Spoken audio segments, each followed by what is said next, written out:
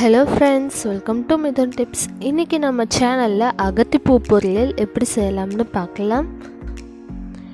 இந்த பூவில் பார்த்திங்கன்னா எக்கச்சக்கமான சத்துக்கள் நிறைஞ்சிருக்கு. அது என்னென்னு ஒன்றுன்னா பார்க்கலாம். முதல்ல பார்த்திங்கன்னா இப்போது கொரோனா ப்ராப்ளமாக இருக்கிற சளி தும்மல் இதுதான் நம்மளுக்கு ரொம்பவே பயம் இருந்தது.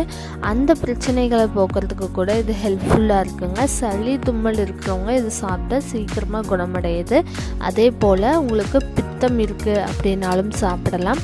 நீண்ட நாட்களாக பார்த்திங்கன்னா கை கால் வலியெல்லாம் இருக்குது அப்படிங்கிறவங்களும் சாப்பிட்லாம்.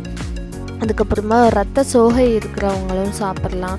வாய்ப்புண் இருக்கிறவங்களும் கண்டிப்பாக அதை சாப்பிடும்போது உங்களுக்கு வாய்ப்புண் சீக்கிரமாக குணமடைகிறதுக்கு ரொம்பவே ஹெல்ப்ஃபுல்லாக இருக்கும்.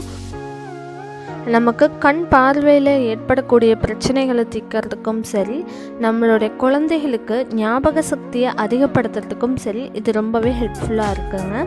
இதை எப்படி க்ளீன் பண்ணுறதுன்னு பார்த்தீங்கன்னா, இந்த மாதிரி பூவுக்கு நடுவில் காம்பு மாதிரி இருக்கும். அதை சுத்தமாக கிள்ளி எடுத்துடணும் இந்த மாதிரி. அதுக்கப்புறமா பூவுக்கு அந்த பின்னாடி இருக்கிற காம்பும் பார்த்திங்கன்னா நீட்டாக க்ளீன் பண்ணி எடுத்துக்கோங்க. இப்போ நான் காட்டுறேன் பாருங்கள். இந்த மாதிரி பூ விரிச்சுக்கோங்க. சென்ட்ரு பார்ட்டில் இருக்கிற இந்த காம்பை நீட்டாக தனியாக பிச்சு எடுத்துக்கோங்க. அதே மாதிரி அதுக்கு பின் பகுதியில் இருக்கிற காம்பு நீட்டிகிட்ருக்கோம் இல்லையா, அதையும் மட்டும் பிச்சு எடுத்துக்கோங்க. இந்த க்ரீன் பார்ட் அது அப்படியே இருக்கட்டும். அதை நம்ம சமைக்கத்தான் போகிறோம். ஸோ ஃபஸ்ட்டு இந்த மாதிரி முதல்ல வாஷ் பண்ணிவிட்டு அதுக்கப்புறமா நம்ம நீட்டாக அந்த நரம்பு அதுக்கப்புறமா காம்பு கட் பண்ணி எடுத்துக்கிட்டோம். அதுக்கப்புறமா இந்த மாதிரி நல்லா பொடி பொடியாக கட் பண்ணி வச்சுக்கலாம். மேற்பகுதி அதாவது அந்த காம்பு இருக்கிறையா அந்த பார்ட் மட்டும் 5 இருக்கும். அந்த மாதிரி எடுத்து ஒட்டுக்கா வச்சு கட் பண்ணும்போது நம்மளுக்கு கட் பண்ணுறதுக்கு ரொம்பவே ஈஸியாக இருக்கும்.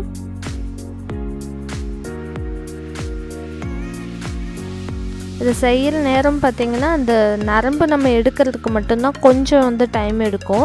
பட் பார்த்திங்கன்னா இதோட டேஸ்ட் அகத்திக்கீரையை விட இந்த பூவில் ரொம்பவே சுவை அதிகமாகவே இருக்கும்னு தான் சொல்லலாம்.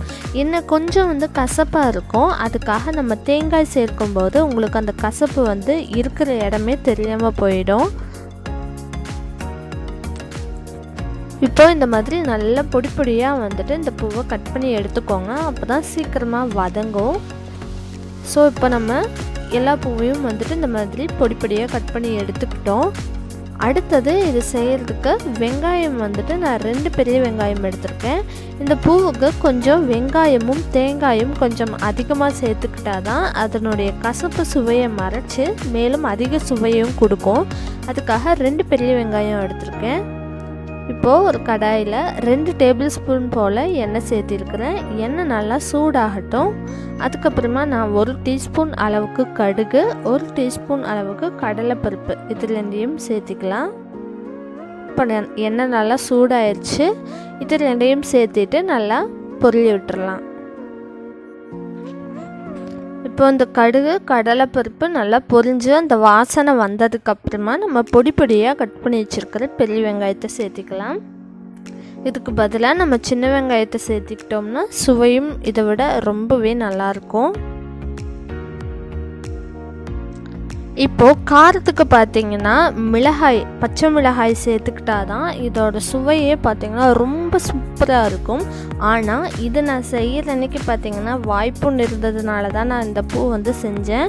இதனால் நம்ம பச்சை மிளகாய் சேர்த்துக்கிட்டோம்னா, அதாவது வாய்ப்புன்னு இருக்கிறப்ப பச்சை மிளகாய் சேர்த்துக்கிட்டோம்னா அது மேலும் அதிகப்படுத்திடும். அதனால் நான் தனி மிளகாய் தூள் சேர்த்துக்கிட்டேன். அதுவும் ரொம்ப கம்மியாக தான் சேர்த்துக்கிட்டேன். இப்போ நீங்கள் நார்மல் டேஸ் வாய்ப்புன்னு அல்லாத நாட்களில் இதை சமைக்கிறீங்க அப்படிங்கும்போது தாராளமாக நீங்கள் உங்கள் காரத்துக்கு தகுந்த மாதிரி வெங்காயம் சேர்க்கும் போதே பச்சை மிளகாயும் சேர்த்து சமைச்சிங்கன்னா ரொம்பவே சுவையாக இருக்கும். ஸோ இப்போ வெங்காயம் நல்லா பொன்னிறமாக வதங்கட்டும். அதுக்கப்புறமா நம்ம பொடியை நறுக்கி வச்சுருக்கிற அகத்திப்பூ இதில் சேர்த்திடலாம். ஸோ இதை சேர்த்திடலாம். இப்போ போடும்போது பார்த்திங்கன்னா அப்படியே கடாயே ஃபுல்லான மாதிரி நிறைய இருக்கிற மாதிரி தெரியும். ஆனால் இதை வதங்கினதுக்கப்புறம் பார்த்திங்கன்னா இதோட குவான்டிட்டி ரொம்ப கம்மியாக தான் இருக்கும். ஒரு மீடியம் ஃப்ளேம்லேயே வச்சு நல்லா குக் பண்ணிக்கோங்க. அடி பிடிச்சிடவும் கூடாது. நான் எண்ணெயும் கம்மியாக தான் சேர்த்திருக்கிறேன். நீங்கள் தேவைப்பட்டால் அதிகமாக சேர்த்துக்கலாம். பொதுவாகவே நம்ம குக்கிங்கில் வந்துட்டு எண்ணெயும் காரமும் வந்து கொஞ்சம் கம்மியாக சேர்த்துக்கிட்டோம்னா தான் வந்து சீக்கிரமாக ஜீரணம் வந்து ஆகும்.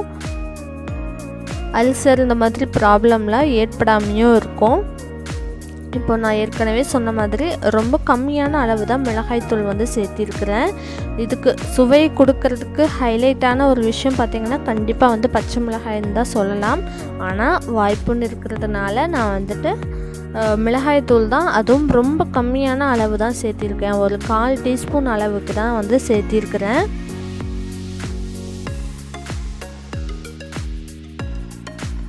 பட் இதுவுமே பார்த்திங்கன்னா ரொம்ப டேஸ்டியாக தான் இருக்கும். இப்போது இந்த பூவுக்கு தகுந்த மாதிரி உப்பு வந்து சேர்த்திக்கலாம். நம்ம ஏற்கனவே வெங்காயம் வதங்கும் போது கொஞ்சமாக உப்பு சேர்த்திருந்தோம். இப்போது இந்த பூ வந்துட்டு வேகிறதுக்காக நான் 1/2 டம்ளர் அளவுக்கு தண்ணி சேர்த்திருக்கிறேன்.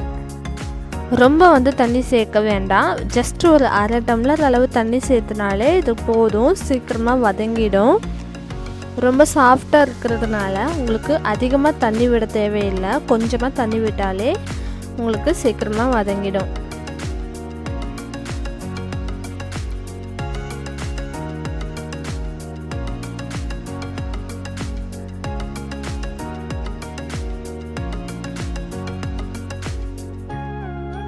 இப்போது நம்ம இதில் ஊற்றிருக்க தண்ணி வந்துட்டு ட்ரை ஆகணும். அதுக்கப்புறமா நம்ம துருவி வச்சுருக்கிற தேங்காயை இது கூட சேர்த்திக்கலாம். இந்த பூவில் இருக்கக்கூடிய கசப்புத்தன்மையை போக்குறதுக்கு வந்துட்டு நம்ம முக்கியமாக 2 விஷயம் வந்து கொஞ்சம் அதிகமாக சேர்த்திக்கணும். ஒன்று வந்துட்டு வெங்காயம், இன்னொன்று வந்துட்டு தேங்காய் பூ. இது 2மே வந்து கொஞ்சம் அதிகமாக சேர்த்துக்கிட்டால் தான் உங்களுக்கு ரொம்ப டேஸ்டியான பொரியலாக வந்து கிடைக்கும். இப்போ பார்த்திங்கன்னா இதில் நம்ம ஊற்றிருந்த தண்ணி எல்லாமே வந்துட்டு நல்லா ட்ரை ஆகிடுச்சு. இந்த சமயத்தில் நம்ம 1/2 கப் போல் துருவன தேங்காய் வந்து இதில் சேர்த்திக்க போகிறோம். தேங்காய் சேர்த்துட்டு ஒரு தடவை கிளறி விட்டுட்டு அடுப்பை ஆஃப் பண்ணிடுங்க. ஏன்னா நம்ம வந்துட்டு ஹீட்லேயே வச்சு தேங்காயை கிளறும் போது இதனுடைய குட் ஃபேட் எல்லாமே பார்த்திங்கன்னா கெட்ட கொழுப்பாக வந்துட்டு மாறிடும். அதனால் நீங்கள் எப்போதுமே எந்த பொரியலாக இருந்தாலும் சரி நம்ம தேங்காய் சேர்த்த உடனே வந்துட்டு அடுப்பை ஆஃப் பண்ணிடணும். அதுக்கப்புறமா நம்ம ஏற்கனவே அந்த பொரியல் இருக்கக்கூடிய அந்த ஹீட்லேயே பார்த்திங்கன்னா தேங்காய் வந்துட்டு நல்லா வதங்கி நல்லா வந்துட்டு மிக்ஸ் ஆகிடும். அதனுடைய சுவையும் பார்த்திங்கன்னா ரொம்பவே நல்லாயிருக்கும்.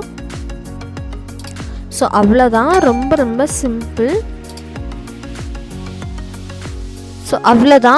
ரொம்ப சிம்பிளான இந்த அத்திப்பூ பொரியல் வந்துட்டு ஏராளமான சத்துக்களோட தயாராகிடுச்சுங்க.